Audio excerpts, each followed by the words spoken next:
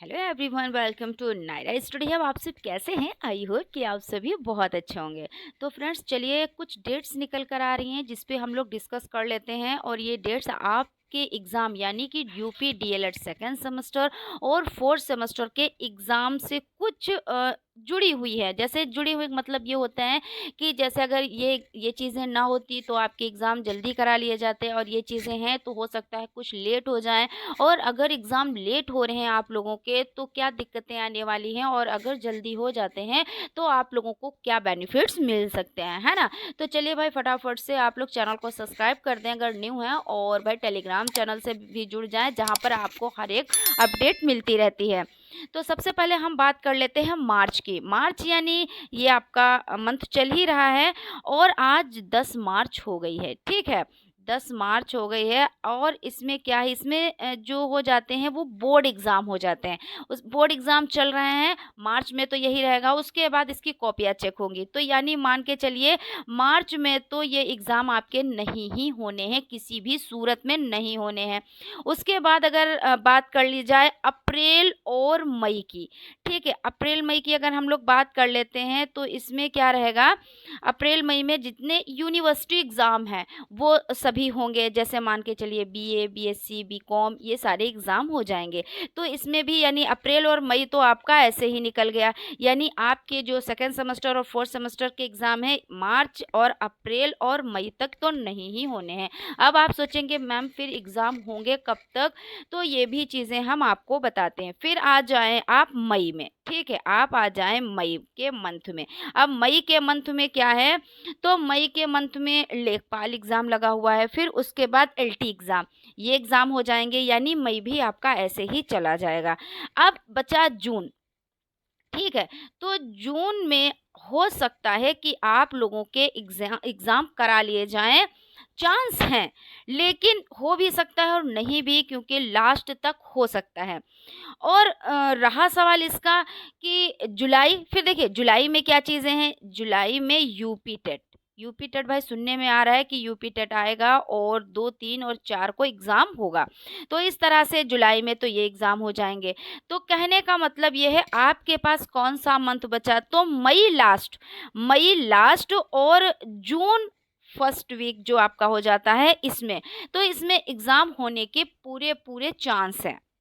और बाकी जुलाई फिर उधर यूपी टेट होगा, तो इतना लेट तो नहीं होगा। लेकिन एक चीज़ और है कि हाँ भाई, लेट तो हो रहा है, सेशन आपका लेट हो रहा है। यानी 2 साल का ये कोर्स आपका है, और लगभग कितना टाइम लग जाता है, लगभग 3 साल लग जाते हैं। है तो 2 साल का, 4 सेमेस्टर हैं, लेकिन लगभग 3 साल लग जाते हैं। तो थोड़ी सी यहाँ पे तो दिक्कत है ही, है ना? और अब अगर तैयारी की बात की जाए कि तैयारी आपको करने के लिए कितना टाइम बचा हुआ है, तो तैयारी करने के लिए लगभग देखिए मार्च ये आपका चल ही रहा है, फिर मार्च इसको हटा दें, फिर मार्च के बाद अप्रैल, मई, है ना? तो मई के लास्ट में भी हो सकता है और जून के फर्स्ट वीक में भी हो सकता है। तो इस तरह से मोटे मोटे तौर पर आप समझ ले 2.5 से 3 महीने आपके पास हैं शेष, और जिसमें आपको 8 सब्जेक्ट तैयार करने हैं। लेकिन एक चीज़ तो होती है, खैर जब तक कहते हैं रिज़ल्ट नहीं आता तब तक कहते हैं कि भाई पढ़ाई में मन नहीं लगता, मन उधर ही रहता है। लेकिन अब आपका रिज़ल्ट आ चुका है, तो अब आपको क्या करना है, अपनी स्टडी को कंटिन्यू कर देना है। और रहा एग्ज़ाम का सवाल, तो वो अपने टाइम से होंगे, और लगभग 2.5 से 3 ही मंथ बचे हुए हैं, और 8 सब्जेक्ट तो अगर इसको डिवाइड कर लें तो देखिए कुछ कुछ दिन ही आपको मिलेंगे एक सब्जेक्ट को तैयार करने में। प्लस आपका क्या करना है भाई, तैयार भी करना है, प्लस रिवीजन भी करना है। कुछ सब्जेक्ट प्रैक्टिस वाले हैं, उन प्रैक्टिस भी करनी है। तो यहाँ पे चीज़ें हो जाती है। अभी एक पॉइंट आपका और रह गया है कि अगर एग्ज़ाम लेट में हो रहे हैं तो आपका लॉस क्या होगा, है ना? तो लॉस ये हो सकता है कि जैसे आप जो वैकेंसीज़ आने वाली हैं उससे बाहर हो जाएँ। फोर्थ सेमेस्टर के जो स्टूडेंट हो जाते हैं, अगर उनका एग्ज़ाम टाइम से करा लिया जाएगा तो वो अगर कोई वैकेंसीज़ आती है, जैसे भाई सुनने में तो आ रहा है, क्योंकि कहते हैं ना कि उम्मीद पे तो दुनिया कायम होती है। तो उम्मीद जो है कि हाँ, आ सकती हैं। तो इसके लिए अगर टाइम से एग्ज़ाम हो रहे हैं तब तो सही है, और अगर टाइम से एग्ज़ाम नहीं हो रहे हैं और फिर एग्ज़ाम होंगे और फिर रिज़ल्ट आएगा तो उसमें थोड़ा-सा टाइम लग जाएगा, यानी कि एग्ज़ाम नहीं द यानी जो वैकेंसीज़ आएँगी उसमें नहीं बैठ पाएँगे, ये चीज़ हो जाती है ना? तो यही लॉस है, और अगर हो जाता है तो यही आपका बेनिफिट हो जाता है।